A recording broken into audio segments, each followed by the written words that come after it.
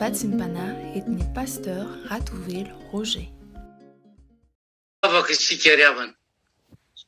Ry Andriamanitra ray zanakary fanay masinao. Andriamanitra niandohanay ary Andriamanitra mbola hiafaranay. Le Andriamanitra tsy mitsahatra mihevitra izay mahasoa anay isan'andro. Le Andriamanitra manamarina ny teniny foana hoe izao rehefa tia dia tia ny ahy hatramin'ny farany. Porofom-pitiavana ny menao anay indray izao fahavelomanay izao. Natratraranay ny andro androany. Namakivaky an'iny aliko ny fahafatesany tokoa mako izay dia tsy navelanao irery fa naniraka ny anjelinao ianao niaraka taminay. Ary menao hery vaovao, tanjaka vaovao amin'ny fitiavanao. Ary tsy navelanao amin'izany fotsiny fa ndreto indray ny mpanomponao nangononao isa tokantrano, angilatsofina, andre ny afatrao. Manakambara aminay tokoa mako ianao isa-maraina. Ary anjaranay tsirairay avy ny mandray mitelona izay rehetra sakafom-panao omenao anay mba hampitombo ny finoana ianao isan'andro. Androany ary amasiny ny teninao Jesosy amin'ny alalan'ny mpanomponao izay ataonao fitaovana hitondra ny afatrao. Fa Satana sy ny forongony-kosa izay tady hanapotika isan'andro ny connexion dia tena tsy hanaketsy hanapahefana amin'ny anaran'i Jesosy Kristy Belavian'i Nazareta. Tsy hanapahefana satria fanahy efa resy, fanahy efa maty izany, miala ianareo ary tsy hanananjara amin'izao fotoana izao. Farakofo ny fanahinao masina ny tsirairay aby ary hamariny ny asa Jesosy fa ianao no hanamarina ny asa rao ho voninahitsy ny fahasoavanao. Sotra Jesosy eo, atreo fiainao raha ny fotoany mihoatranao Jesosy no ny amin'ny hery ny fahasoavanao. Aleluia, amen. Dia ampitombona amintsika mandrakariva ny heriavana ny fahasoavana mampiadanana avy amin'Andriamanitra ray sy Jesosy Kristy tompontsika. Ny boky ny Salamo 3:7. Salamo 3:7 andininy 5:20 ka hatramin'ny 7:20 no vatsy omeny tompo atsika indray izao maraina izao. Salamo 3:7 andininy 5:20 ka hatramin'ny 7:20. Rehefa hita io vakiko amin'ny anaran'i Jesosy tompony teny. Iza no ahy any an-danitra ary tsy misy ety ambony tany iriko takanao. Na dia levona raha ny nofoko sy ny foko dia mbola vatolampy ny foko tsy anjarako mandrakizay Andriamanitra. Fa indro very izay lavitra anao ary inganao izay rehetra mijangajanga mahafoy anao. Fa izao dia ny eo akaikin'Andriamanitra no mahatsara ahy. Ianao Jehovah Tompo no nataoko ho ariko mba hilaza ny asanao rehetra ao. Amen. Zava-dehibe ho an'ny zanak'olombelona riavana izany fipetrahany eo akaikin'Andriamanitra izany. Ary tena tsapan'ny mpanao salamo izany ka nilazany hoe very izay lavitra an'Andriamanitra. Fa izao kosa hoy ny mpanao salamo ihany teny eo akaikinao ihany no mahatsara. Sambatra tokoa izay manakaiky an'Andriamanitra riavana. Ary hitantsika izany teo amin'ny fiainan'i David ilay mpiandriondry kely nefa indro tonga mpanjaka. Ary dia tanteraka tamin'ny tenin'ny tompo hoe natompo tamin'ny kely ka nataoko mpanapakany be. Ary dia mbola natsapy izany ihany koa David raha izy nanatrika niady tamin'ny Goliath. Fa tamin'ny fanomba azy ilay mpahary, ilay mahery, ilay tsy hay tohaina sady lehibe ka nitondra azy ho any amin'ny fandresena. Ny zavatra tsara ho fantatsika tokoa mantsy riavana dia rehefa miaraka amin'Andriamanitra isika dia matahotra azy izay ary tena mahatoky azy. Ary izay nge no mahatonga ny mpanao salamo milaza ihany hoe ny anjelin'i Jehova tobo manodidina izay matahotra azy ka mamonjy azy. Ary azo porofona nge izany famonjen'i Jehova izany. Ary izao tsarovy tsara ny tantaran'i Daniely ilay natahotra an'Andriamanitra ka nivavaka intelo isan'andro taminy. Nivoaka nefa ny dity fa tsy misy mahazo mivavaka afa-tsy taby Darius mpanjaka irery ihany. Tsy mba nanaiky an'izay nefa Daniely dia fantatsika fa nalatsaka tao anaty lavaky ny liona noana izy. Tsy nosakan'Andriamanitra tsy hitsanga nefa izany filatsahany tao amin'ny lavaky ny liona izany, fa kosa niaraka tamin'ny tao ny anjelin Jehova ka nizava amin'seho tao no natonga ny Daniela namala ny Darosy mpanjaka hoe Andriamanitra efa naniraka ny anjeliny nanakombona ny vavan'ny liona. Porofo faharoa ihany koa, desitra ny Siriana raha nambaran'i Jehova tamin'ny Elisa nitetika adin'izy ireo rehetra izay entina hamelezany Israely. Ary dia naniraka miaramila malobe ny mpanjaka ny Siriana hisambotra ny Elisa. Tonga tany amin'ny tanàna nisy an'i Elisa tokoa izy ireo, saingy nataon'Andriamanitra jambena tsy nalalany Elisa akory. Raiky tao ohatra nefa ilay tovolahy niara-nipetraka tamin'ny Elisa mpaminany, dia nivavaka Elisa hoe Andriamanitra ô, mba hirato ny masony, mba hahitany. Ary dia inona no hitany?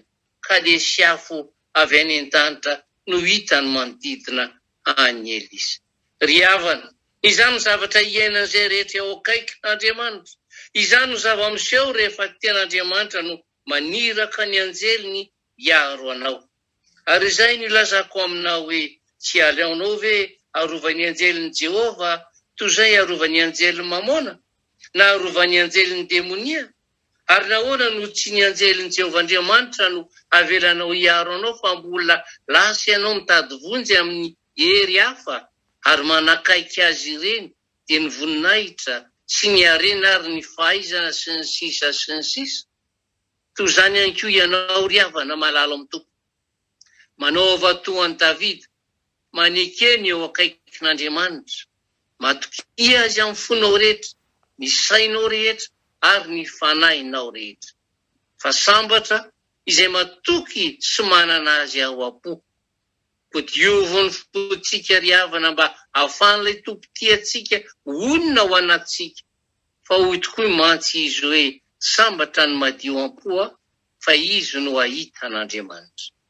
Tena manadanja lehibe tokoa mantsy ry havana izany hoe sambatra izany.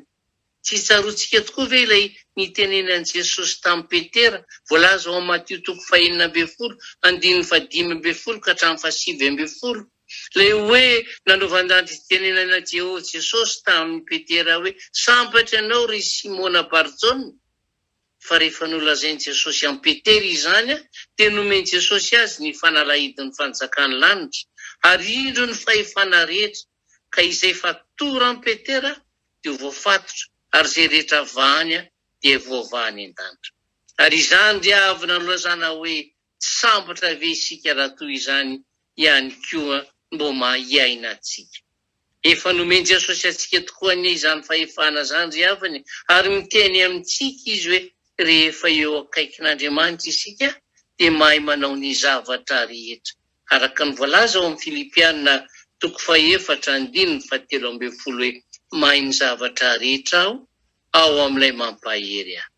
Ry havana, raha tianao koa ny anana mpiadanana, anana fifaliana mandrakariva, lavitra ny tebiteby, lavitra ny fahoriana, meteza isika nomeny fiainantsika ho eo an' Jesosy Kristy Tompo.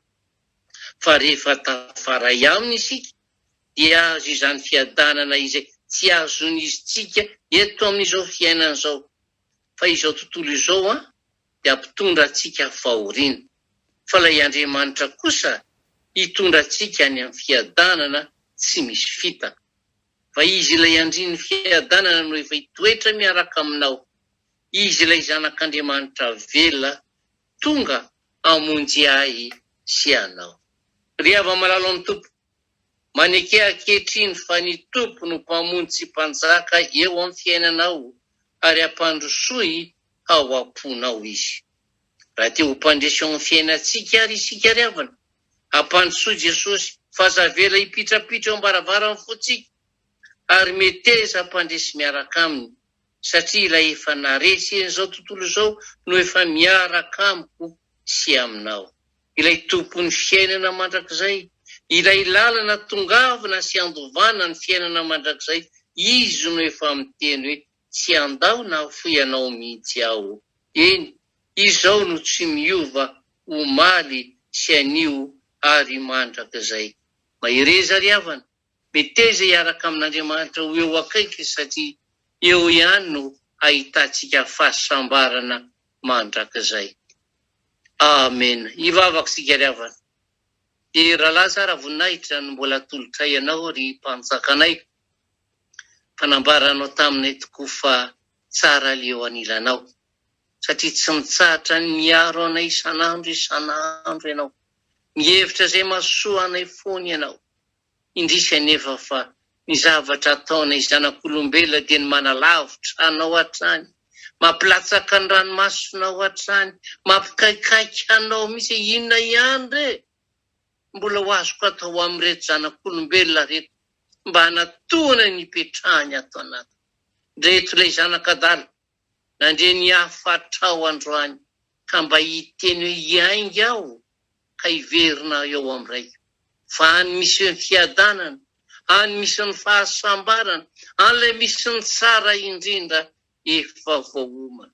Ary totazanay sady koa ny tananao mitsotra misakambona anay rehefa mihazakazaka tokoa ianao hitsenanay amin'izany fotoana izany. Terizo lalandavaritry Jesosy ho eo anilanao dia ny mbola eto tany ka mba ho anisan'izay ahita ny voninahitra ao rehefa tonga eny amin'ny rahony ianao aka ny olonao ka mba ho zany reto zanako ziona izay mandre anao ankehitriny.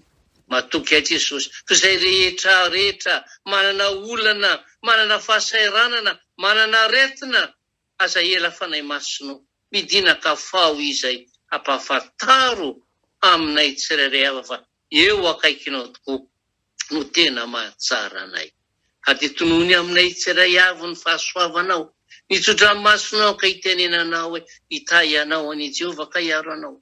Ampamirapiratra ny taviny aminao Jehovah ka mindra fo aminao.